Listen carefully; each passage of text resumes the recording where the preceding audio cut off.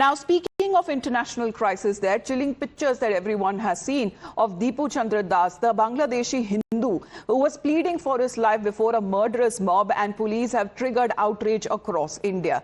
Right from Jammu and Kashmir to Bengal to Delhi to Hyderabad, streets have erupted in protest over the persecution of Hindus in Bangladesh. The demand is loud and clear that justice and protection for Hindus is needed. As far as when it comes to curtailing such incidents that especially have been reported in the last 1 year of growing violence and volatility in Bangladesh, now Bangladesh Assistant High Commission in Agartala has now suspended visa services. The Bangladesh Assistant High Commission has temporarily suspended its visa services, as Bangladesh has also suspended visa services in Delhi and Siliguri.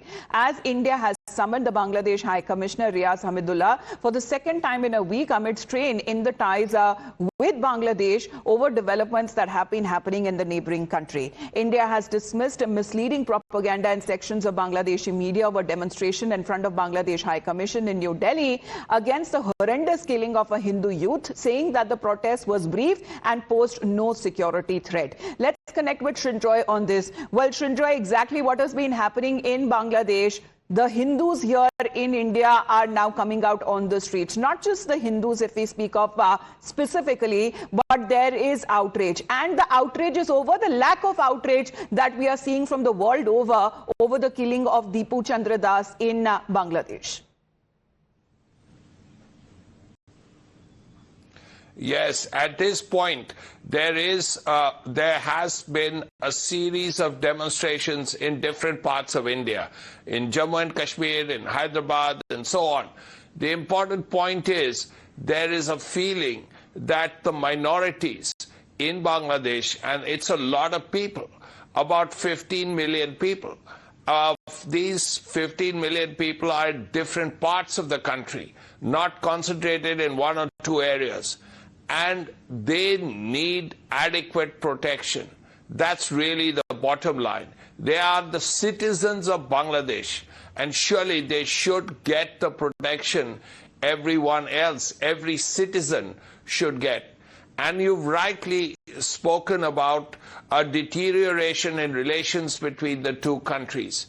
Now, if visas are stopped, the Bangladesh government has decided to stop issuing visas from New Delhi, from other parts of the country like Agartala and so on.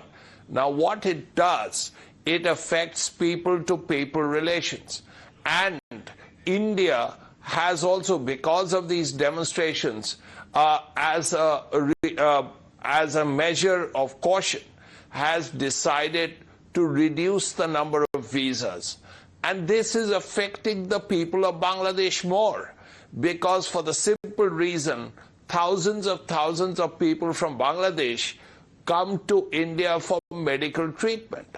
Now, if you're going to have fewer visas for Bangladeshis, it will affect them. That's the point that has to be kept in mind. And India has said that no, we will not stop issuing visas like what Bangladesh has done.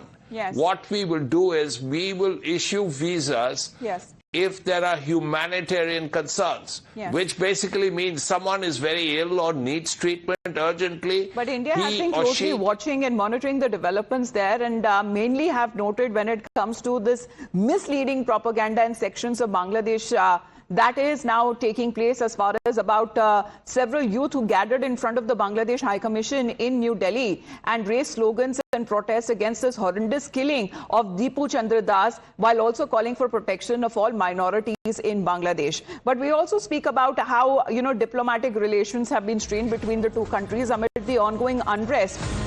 India has now summoned the Bangladesh High Commissioner, and he's been summoned over security concerns that have been raised over the killing of a Hindu man. And this is the second summons that we are looking at in 2 weeks. Last summon that was held on the 17th of December, and diplomacy seems to be under pressure amid the tensions there. But when we speak of the developments that have been taking place in Bangladesh, it seems to have finally acted.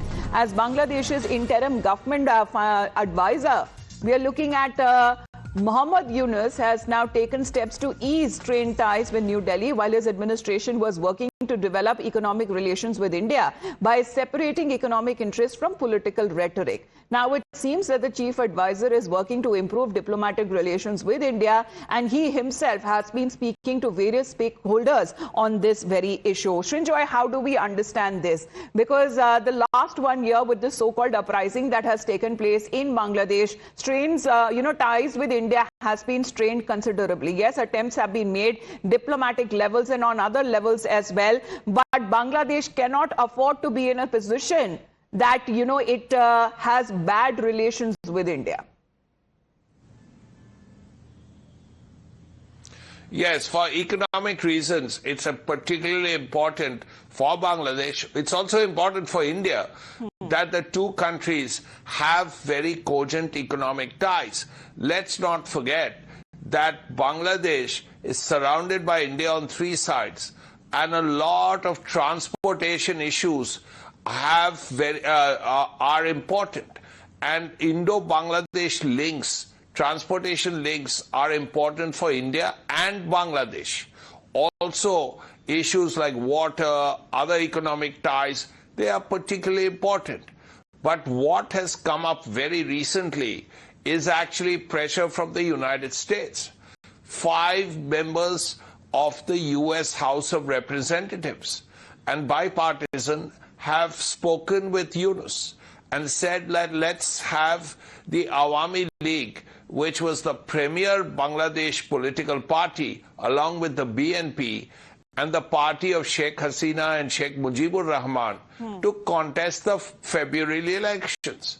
So hopefully this is something that will happen for the people of Bangladesh, because if it does happen, then at least it will be a very, very clear and open election.